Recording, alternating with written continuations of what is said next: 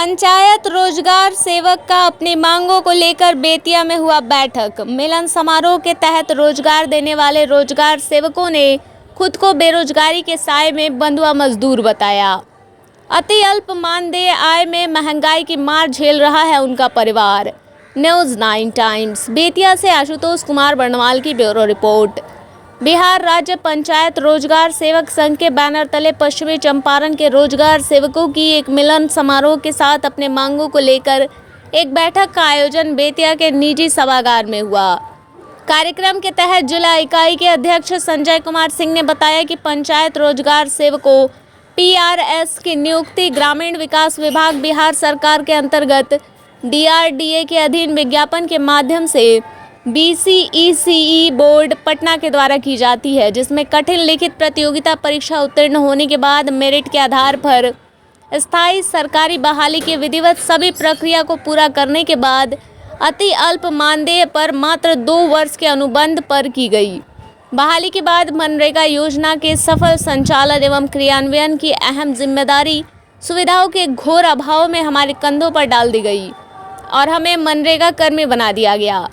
उसके पश्चात भी हम 2007 से अब तक अपनी जिम्मेदारियों को लगातार बखूबी निभाते आ रहे हैं।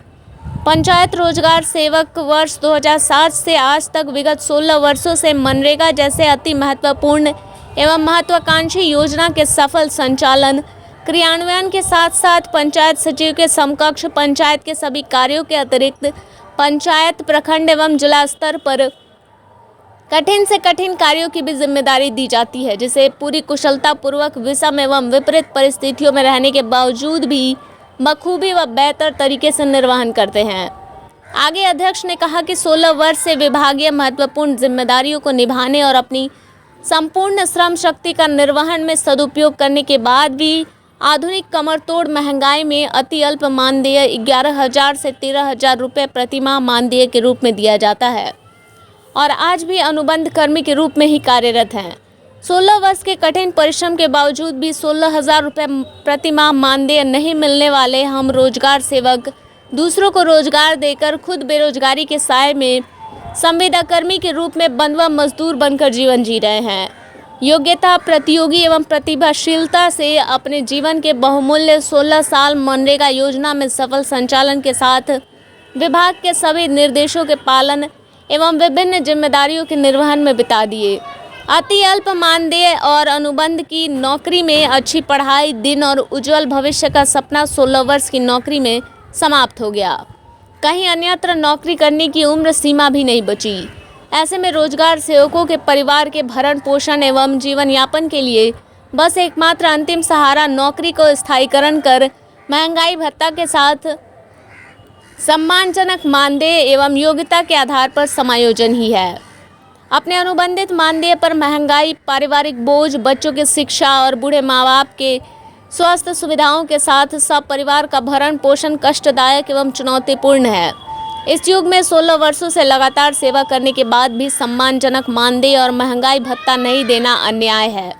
सभ्य समाज और सुशासन की सरकार में अपनी इन मूलभूत आवश्यकताओं की पूर्ति भी नहीं कर पाने संविदा रूपी गुलामी की बेड़ियों तले बंधुआ मजदूर की जिंदगी से बेहतर मरना ही है। जिलाध्यक्ष संजय कुमार सिंह ने अपनी बातों को बताते हुए रोजगार सेवकों को सम्मानजनक मानदेय 25,000 से 30,000 देते हुए महंगाई भत्ता, यात्रा भत्ता देने की मांग की। साथ ही साथ सेवकों को योग्यता एवं कार्यानुभव के आधार पर सेवा को स्थायी समायोजन की मांग भी की।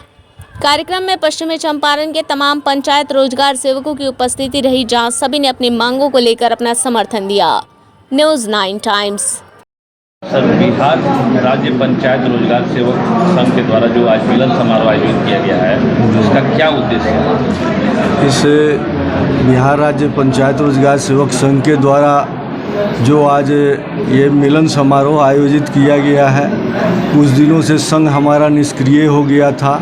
संघ को हम मजबूती प्रदान करने के लिए आज ये कार्यक्रम रखे हैं। इसमें हम कुछ मुख्य प्रस्ताव पारित करेंगे, जिसमें हम आज जो 16 साल से संविदा की दंश झेल रहे हैं उसके खिलाफ सरकार से हमारी मांग होगी।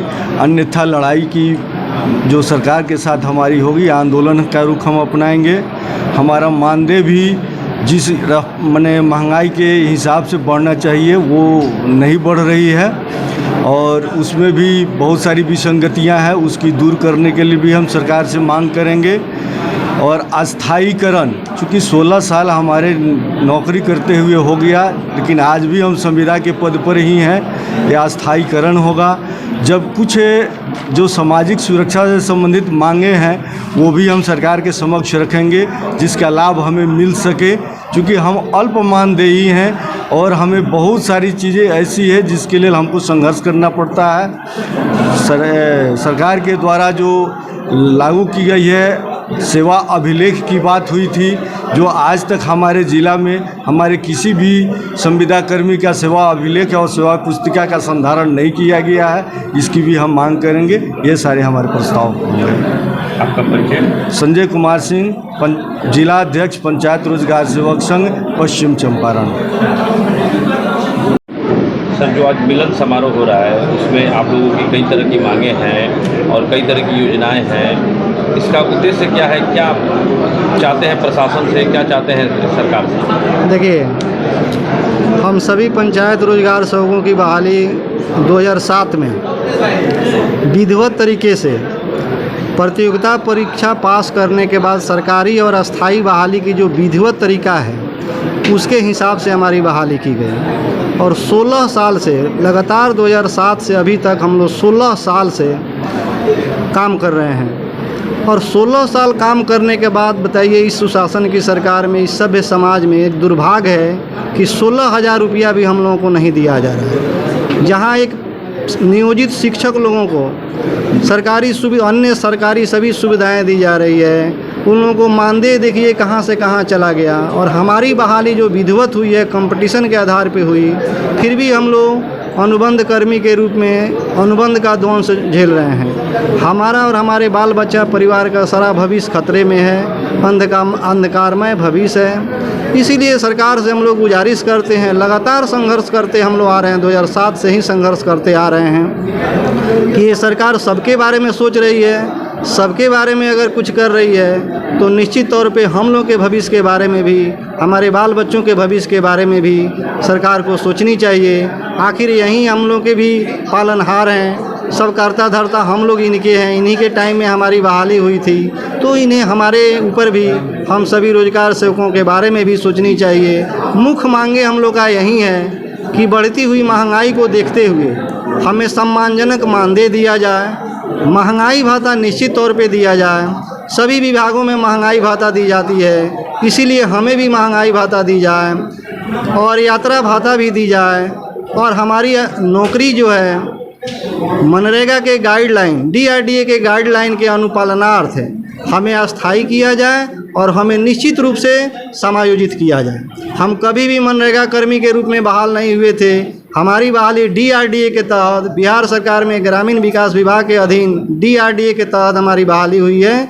इसलिए हम सरकार से अनुनय करेंगे, विनय करते हैं कि हमारी मुख्य मांगों पर ध्यान देते हुए हमें समायोजित करने की कृपा की जाए।